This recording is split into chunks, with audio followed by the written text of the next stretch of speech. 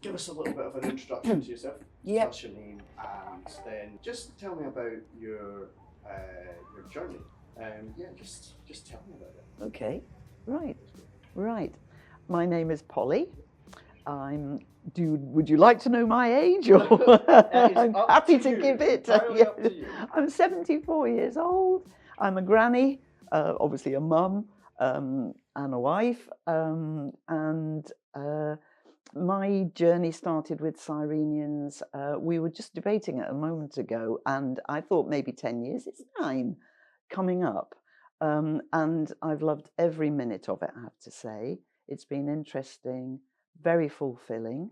And I heard about Cyrenians through a friend of mine and thought what a great hands-on grassroots organisation it seemed to be.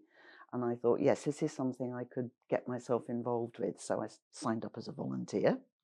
And my first role was as a driver, was going to be just as a driver, taking folk to some of the organised groups here in Bathgate.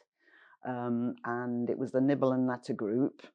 And then it soon occurred to me that instead of just dropping people off and picking them up again a couple of hours later, why didn't I just stay? And I sort of, obviously, like everybody, ended up helping with the serving of the tea and the biscuits and the chatting to folk, and really with a name like Polly, I was kind of born to it. Let's face it. I think my parents knew what was coming when they called me Polly, because I'm very good at putting the kettle on, and I'm an absolute tea addict.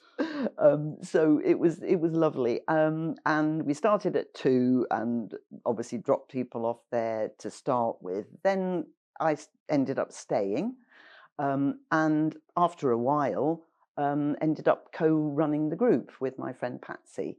And it's just lovely. It just basically involves putting the kettle on, making plenty of tea for everybody, putting out the biscuits. But the main thing is obviously to make people feel welcome.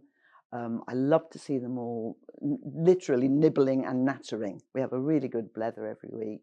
And then I also got involved with the walking group here in Bathgate.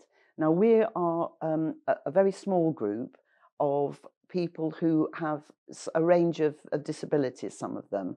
We have a partially sighted person, we have, who's actually almost blind now, and a few people who've had operations, and just need to get active again, but in a gentle way. So I call ourselves the amblers, not the ramblers, because we just have a nice pootle around for maybe half an hour. And then we all go in to Excite in Bathgate. There's a little cafe. And again, the blethering, the drinking tea. I'm good at it. A lot of people say that they really love the little bit of exercise, but they especially like the social side of it as well. And we go out, not quite in all weathers. Sometimes it's just not really safe to go out, but that's fortnightly.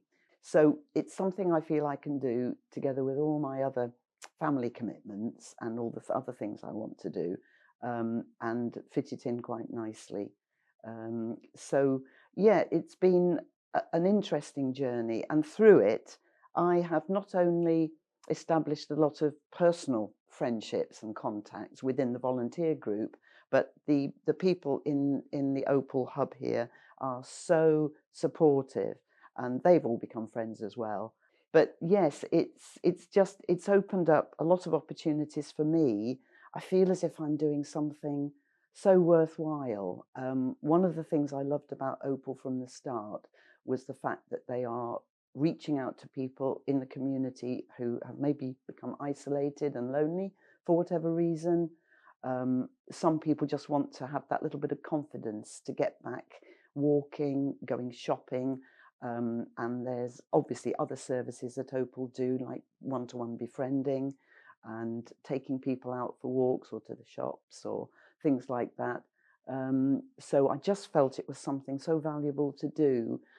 In a small way, I feel like if you can help just in your own circle, in your own community, I think it's overwhelming sometimes, the problems in the world, and you think, oh, you sort of want to throw up your hands and think, oh, I just can't cope with it all. But if you can just do something concrete to help just the people in your sphere. My granny had a wonderful expression. She always used to say that she wanted it on her tombstone. I did my best for all my people. And I think that just about says it all for me. I want to do my best for all my people. And they're not just the people in my immediate family and my close friends, but something for the community as well. So yeah, that's been my journey. And I hope it carries on for some time to come.